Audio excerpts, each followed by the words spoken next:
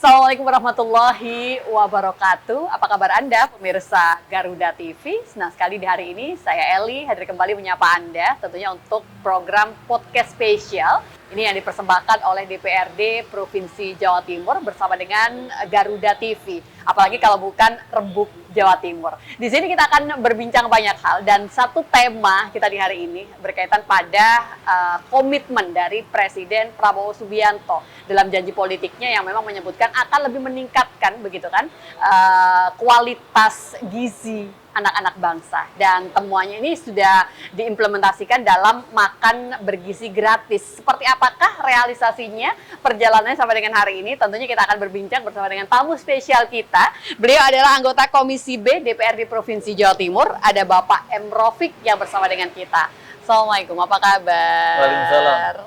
Sehat untuk hari ini, Pak Rofik. Alhamdulillah. Kita kembali menyapa pemirsa Garuda TV, tentunya untuk program Rembuk Jawa Timur, Bapak. Ya. Mungkin Bapak bisa memberikan gambaran jalannya program makan bergizi gratis. Ini memang sudah digaungkan begitu ya semangatnya oleh Presiden Prabowo, dan implementasinya seperti apa untuk Jawa Timur sekarang ini, Ya. Pak Rofik? Jadi ini program favoritnya Pak Prabowo ya. Kenapa begitu? Monggo bisa diberikan pembuka dulu, Pak Pak Prabowo Rofik. itu dalam melihat segala problematikanya bangsa dan negara, termasuk problemnya rakyat, ini kan detail sekali. Siap. Tidak hanya pada aspek-aspek yang biasa-biasa saja, tapi yang luar biasa itu digali betul. Ya. Terutama terkait dengan kalau kita bicara soal rakyat. Rakyat itu siapa? Rakyat itu orang. Orang itu butuh apa? Butuh rumah, butuh makan, butuh Betul. pekerjaan. Makannya seperti apa? Sampai Oke. segitu Pak Prabowo dalam memikirkan rakyat. Salah satu poin problem hari ini, karena Pak Prabowo sudah bertekad bahwa 2045 ini adalah Indonesia Emas. Indonesia Emas itu digambarkan generasi mudanya hebat-hebat, Betul. bisa berkompetisi di tingkat dunia Betul, dalam internasional. berbagai halnya. Oleh karena itu Persiapannya dari sekarang, begitu ya? persiapannya sampai sekarang. Tidak Betul. bisa dilihat setahun 2 tahun. Betul, Program betul, ini betul. jangka panjang, karena ini investasi sosial, investasi sumber daya manusia. Oke. Maka makan bergizi gratislah jawabannya. Kenapa harus makan bergizi gratis, Pak Rofik?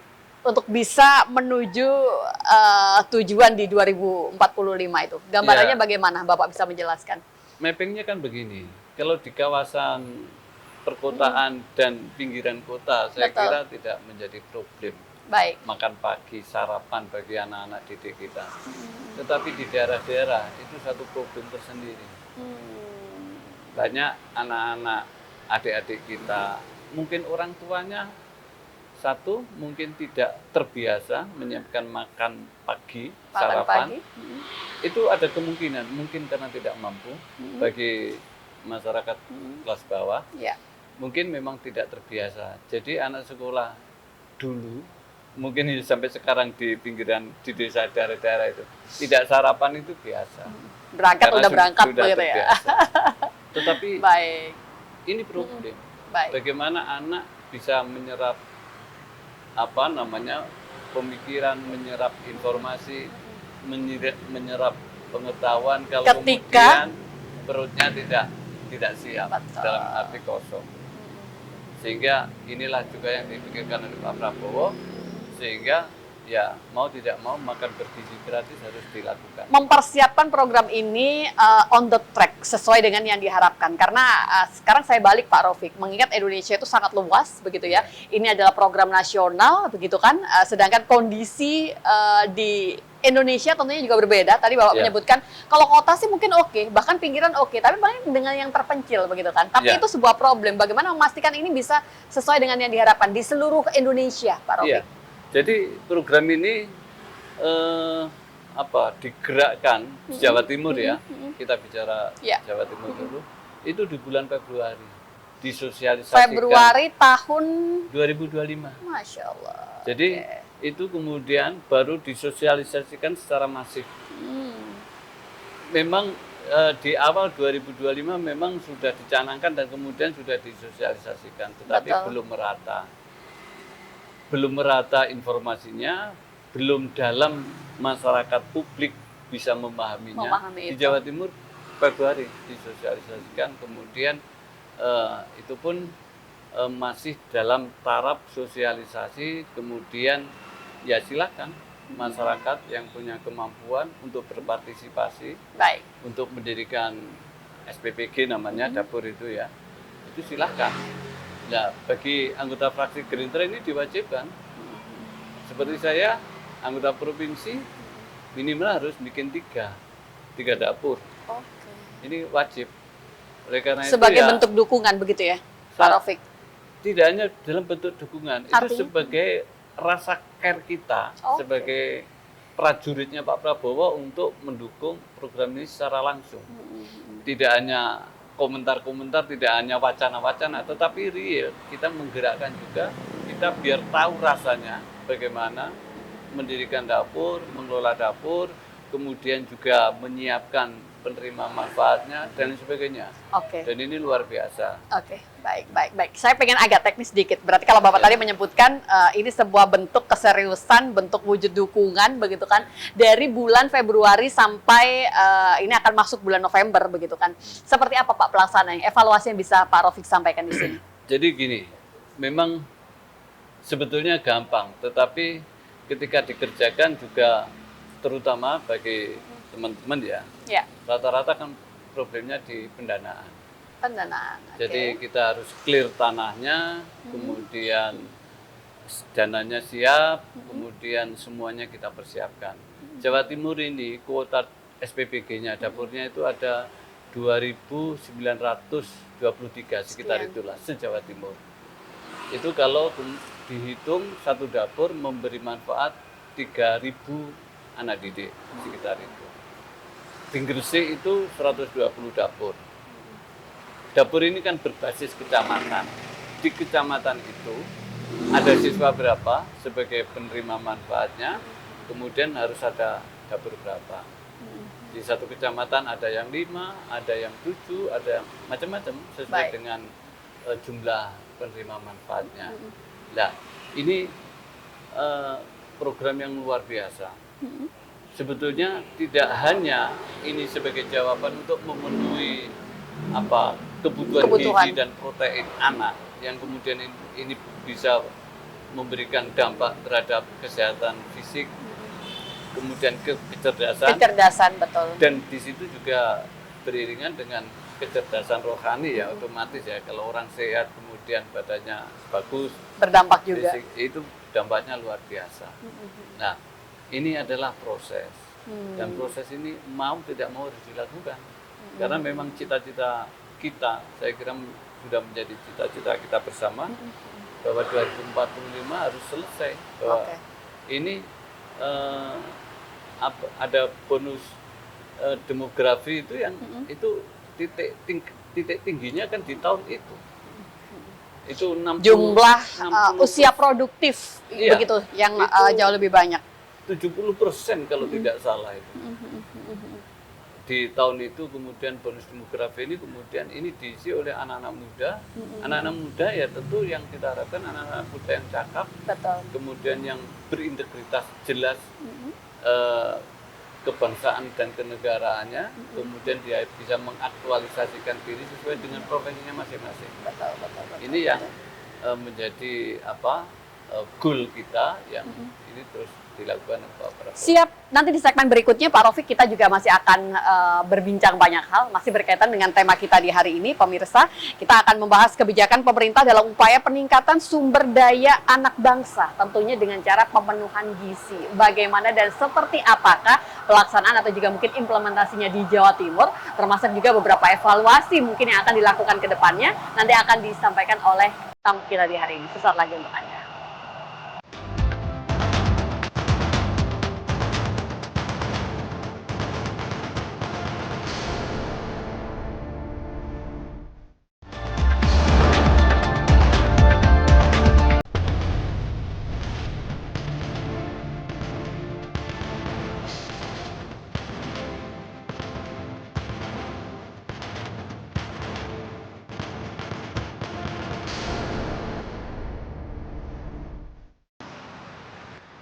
Baik, terima kasih pemirsa Garuda TV. Anda yang masih bersama dengan kami, tentunya untuk program Rembuk Jawa Timur yang dipersembahkan oleh Garuda TV bersama dengan DPRD Provinsi Jawa Timur. Bapak M. Rafiq masih bersama dengan kita, beliau yang merupakan anggota Komisi B DPRD Provinsi Jawa Timur. Pak Rafiq, kembali program ini digadang-gadang itu sebagai atau memiliki dampak begitu ya, tidak hanya pemenuhan gizi saja, mempersiapkan generasi cerdas di 2045 saja, tapi juga berdampak dari sisi perekonomian, Pak. Khususnya ekonomi kerakyatan mungkin. Bagaimana? Mungkin ada yang bisa ditanggapi, Pak Rafiq. Jadi di kecamatan itu kalau sudah ada dapur berdiri, itu memang kemudian menjadi perbincangan yang luar biasa.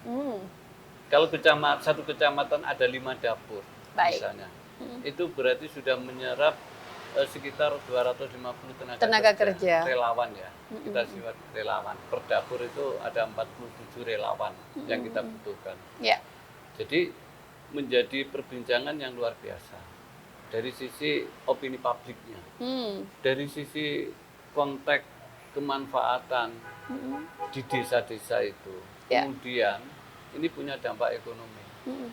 Karena peternak juga akan berharap mendapatkan mendapatkan manfaat.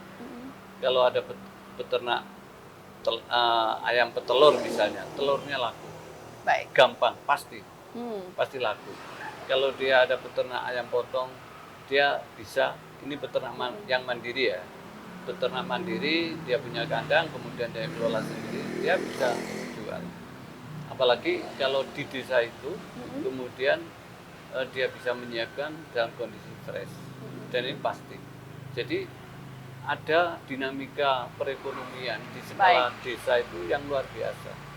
Sayur, tukang-tukang sayur, orang biasa jual sayur bisa ikut menjadi supplier, memenuhi kebutuhan bahan pokok dapur. Ada ketentuankah Pak sebenarnya memang itu harus melibatkan masyarakat sekitar begitu, Pak Rafiq? Diharapkan begitu.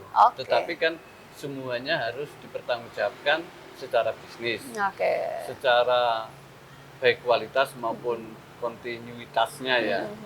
Jadi koperasi bisa diharapkan bahwa antara lain koperasi desa dan kelurahan Merah Putih ini bisa menjadi supplier tetapnya dapur MBG. Tergantung. Tinggal bagaimana kemampuan untuk bisa memenuhi itu tadi ya. Kalau di kecamatan itu ada 5 dapur, itu kan tidak ngumpul di satu titik. Berarti ada di desa ini, dan ini kan memberikan dampak luar biasa di desa itu. Satu, pasti akan ada dinamika ekonomi walaupun dalam skala yang tidak terlalu besar. Tetapi ini kan rutin. Selama 1 bulan, kalau selama 24 hari, itu kemudian mereka bergelut di situ. Dan ini dampak ekonominya sudah pasti. Dan kemudian ini memberikan stimulasi kepada anak-anak muda. Oh, kalau begini saya bisa sekarang mau ternak ayam petelur. Oh, silakan. Ada peluang yang menjanjikan. Ada pasarnya tidak jauh, di situ aja. Kalau anak-anak muda misalnya dia bisa beternak ayam petelur, nggak usah banyak-banyak, 2.000 saja, 2.000 ekor. Dia kan luar biasa. Dapur itu, satu dapur melayani 3.000 siswa. Kalau 5 itu 15.000. Kebutuhan perharinya berapa? Kalau hari itu ada menu 1 telur misalnya, itu sudah 15.000 butir. 15.000 itu kalau kita konversi kilo mungkin sekitar berapa ya? Hampir 2 kintal telur lah. Dalam sehari. Dalam sehari. Artinya apa? Ini peluang-peluang yang kemudian bisa saja diapresiasi oleh siapapun yang berminat untuk menjadi bagian dari gerakan makan bergizi gratis. Utamanya adalah masyarakat sekitar yang harusnya juga bisa merasakan kebermanfaatan dari program MBG ini, begitu ya Pak Rafiq ya. Bapak sebagai anggota legislatif begitu ya, wakil dari masyarakat di Jawa Timur untuk DPRD Jawa Timur. Seberapa optimis Bapak hadirnya program ini itu memang benar-benar sesuai dengan yang diharapkan bersama, Pak Rafiq? Oh, kalau saya sangat optimis. Karena sekarang bayangkan, ini dengan makan bergizi gratis, ini ada pembentukan attitude karakter anak baru loh ya. Jadi bagaimana anak itu kemudian bisa makan bersama Baik. di jam yang pasti. Kemudian dia dilatih untuk ngambil omprengnya, menata omprengnya di meja. Kemudian kalau semua sudah tertata, kemudian diaba-aba oleh gurunya memulai makan. Ini suasana luar biasa. Pak, ini kan adalah program nasional begitu ya, Ya. bentuk optimisme, bentuk dukungan yang dimaksudkan. Ini seperti apa? Artinya adakah sebenarnya anggaran tersendiri yang dipersiapkan di DPRD Provinsi Jawa Timur, Pak, untuk mendukung program nasional ini, Pak Di Raufik? awal program ini dicanangkan, itu kan sebetulnya dana makan bergizi gratis ini kan share di awal. Ada APBN, ada APBD provinsi, ada APBD kabupaten kota. Tetapi Pada implementasinya? begitu mendekati akan direalisir, ternyata pemerintah pusat memutuskan semuanya dari APBN. Pusat Dulu, semua? Iya, Oke. dulu sebetulnya Jawa Timur sudah kita alokasikan ada sekitar 800 miliar untuk ini, supporting terhadap dapur SPBG ini ya, untuk persiapan makan bergizi gratis. Berbaginya begitu. Nah, sekarang semua ditarik menjadi beban APBN. Oke. Dan ini secara rigid, tata kelola keuangannya langsung ditangani oleh tenaga-tenaga yang memang didikan BGN. Oke. Jadi dapur itu kepala SPBG-nya atau kepala dapurnya, kemudian ahli akuntansi, ahli gizinya, ini menjadi beban BGN Oke. yang kemudian ada standarisasinya. Oke, termasuk untuk evaluasi berarti juga dilakukan dengan standar pusat atau nasional begitu ya, Oh iya. Pak Raufik ya? Kalau evaluasi kan banyak kementerian yang dilibatkan. Terlibat, oke. Ada Menteri Kesehatan, kemudian Menteri Sosial, ya terutama juga Menteri Pendidikan Dasar dan Menengah ya. Itu kan semuanya dilibatkan. Oke. Artinya kalau evaluasi, apanya yang kita evaluasi? Nah, sektor Apalagi- mananya dulu nih? Apalagi sekarang, Betul. juknis yang baru, setiap dapur itu harus terkonek dengan BGN. Di dapur itu ada 12 titik CCTV. Oke. yang itu terkonek dengan BGN pusat di semua tempat, mulai lokernya, mulai toiletnya, tempat persiapan bahan bakunya, tempat produksinya, tempat masaknya, tempat pemorsian sampai packingnya, itu semua ada CCTV dan ini terhubung dengan BGN pusat. Kalau BGN pusat ingin melihat salah satu dapur di Jawa Timur, Diambil random, tinggal klik. tinggal klik aja, dia mau melihat apanya, tempat Kebersihannya? produksinya bersih apa enggak, tenaga kerja relawannya seperti apa, Baik. penampilan, pakaiannya, apa dia disiplin pakai apa APD ya untuk memasak, Oke. apa itu bisa. Jadi kita sangat terbuka. Oke. Jadi dapur ini sebetulnya gerakan yang sangat terbuka. Sedemikian detail diatur untuk bisa memastikan sampai ke tangan pemberi manfaat atau penerima manfaat itu tadi sesuai begitu ya Pak Raufik ya? Jadi BGN kalau ada kasus keracunan, Nah itu dia. tinggal melihat aja. Ini di sekolahan mana, ini dilayani oleh dapurnya siapa, dapur mana, tinggal klik aja dia. Betul. Coba dilihat cara produksinya seperti apa. Relawan dia tertib enggak, disiplin enggak di dalam menggunakan alat-alatnya dan lain sebagainya. Itu gampang sekali. Dengan beberapa kasus Pak yang sudah terjadi begitu kan, artinya memang masih adakah butuh adanya peluang pembenahan yang jauh lebih baik, semacam kasus beberapa daerah ada yang keracunan makanannya, termasuk juga pendistribusiannya dan sebagainya. Bagaimana Pak Raufik? Pak Prabowo itu orangnya kan sangat peka ya. Ada kasus keracunan aja, itu langsung kok bisa. Terus itu kemudian dievaluasi. Maka di juknis BGN yang baru ini, contoh kecil aja, di juknis yang lama di awal-awal itu tidak ada alat namanya pengering futre. Setelah ompreng itu dicuci, biasanya kan dilap kemudian ditumpuk untuk persiapan. Tapi sekarang nggak bisa, harus dikeringkan dengan alat pengering futre. Agar lebih steril ya? Lebih steril. Jadi Oke. setelah dicuci bersih kemudian dikeringkan. Karena apa? Di dalam proses pembersihan futre itu kalau pakai kanibo, pakai alat lap itu itu terkontaminasi ya masih bakteri. dimungkinkan ada mikroba yang ada di situ Betul, kemudian betul, nempel betul. di ini contoh ya. Iya. Betapa rigidnya kemudian kasus-kasus yang ada yang mengganggu atau yang apa namanya menghambat program ini langsung kemudian dicarikan solusinya. Oke, baik. Ini contoh kecil aja. Salah satu di antaranya. Oke, nanti kita akan coba lanjut kembali. Kita jeda sebentar dan pastikan Anda tetap bersama dengan kami, pemirsa.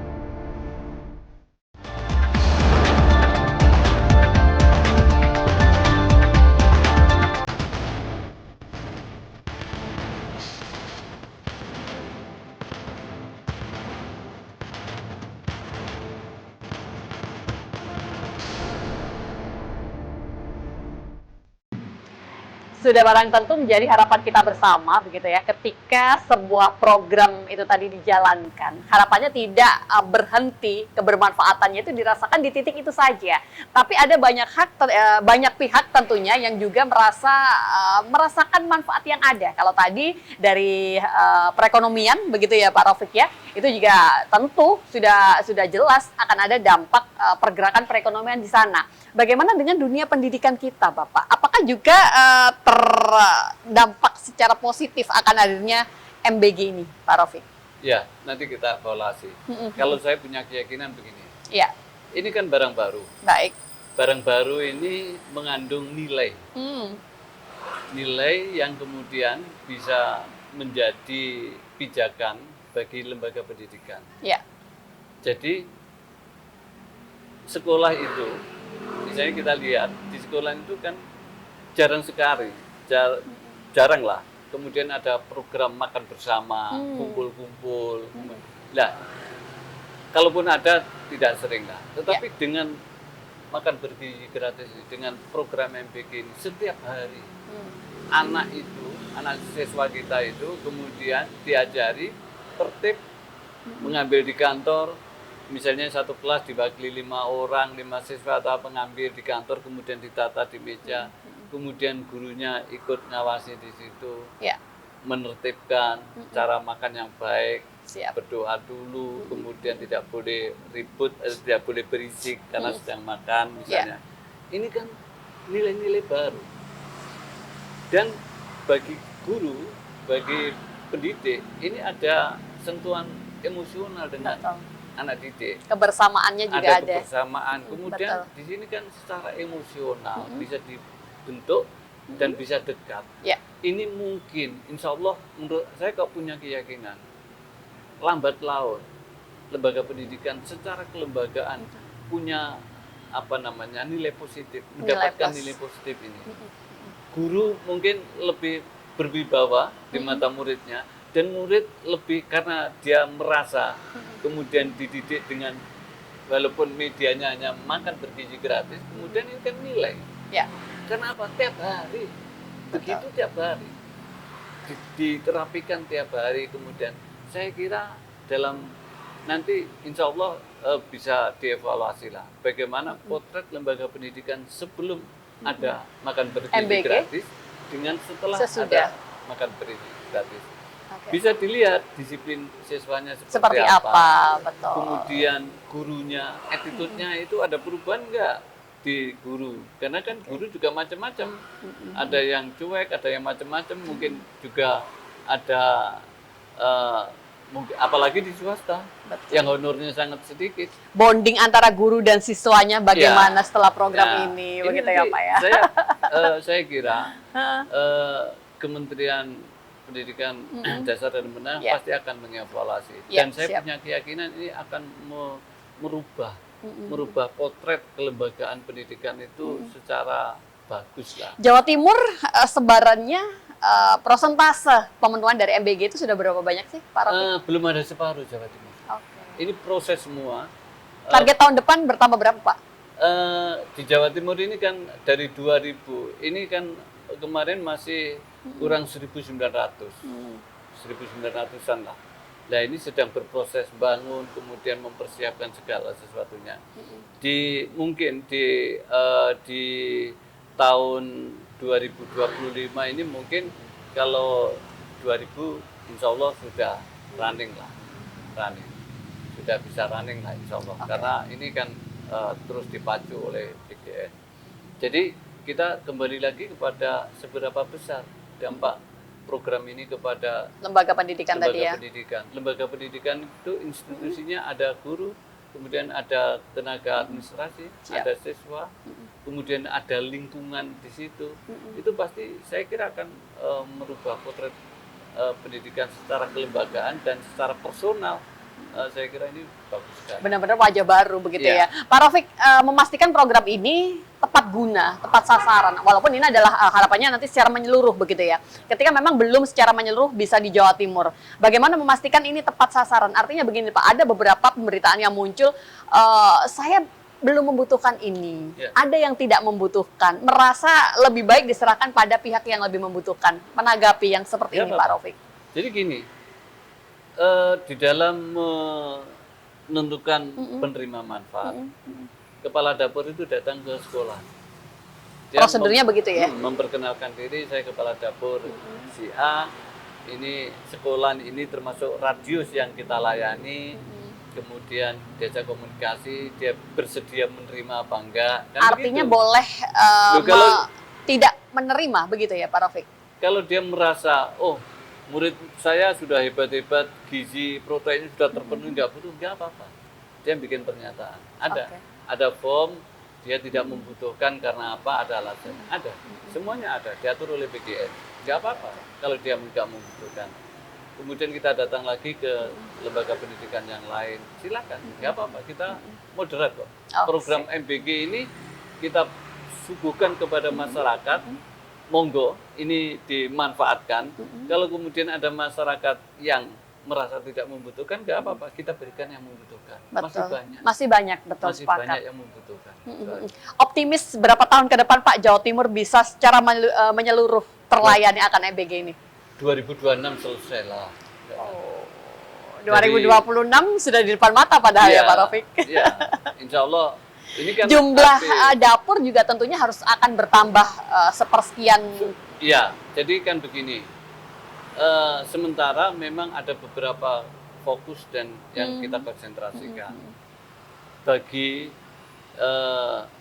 di penerima manfaat yang kita prioritaskan dulu siswa, sebetulnya kan siswa, anak didik, santri pondok pesantren, kemudian B3. B3 itu ibu hamil, ibu menyusui dan balita. Itu kan termasuk segmentasi atau penerima manfaat dari makan bergizi gratis ini.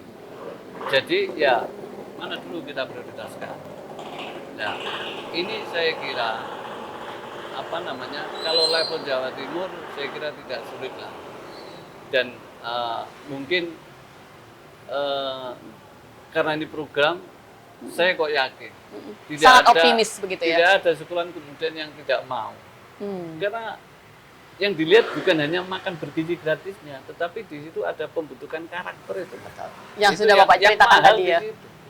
Itu tidak bisa kalau tidak ada media. Pakai media apa untuk membentuk karakter anak, guru, kemudian kebiasaan, dan kemudian ada yang diharapkan bagi anak-anak.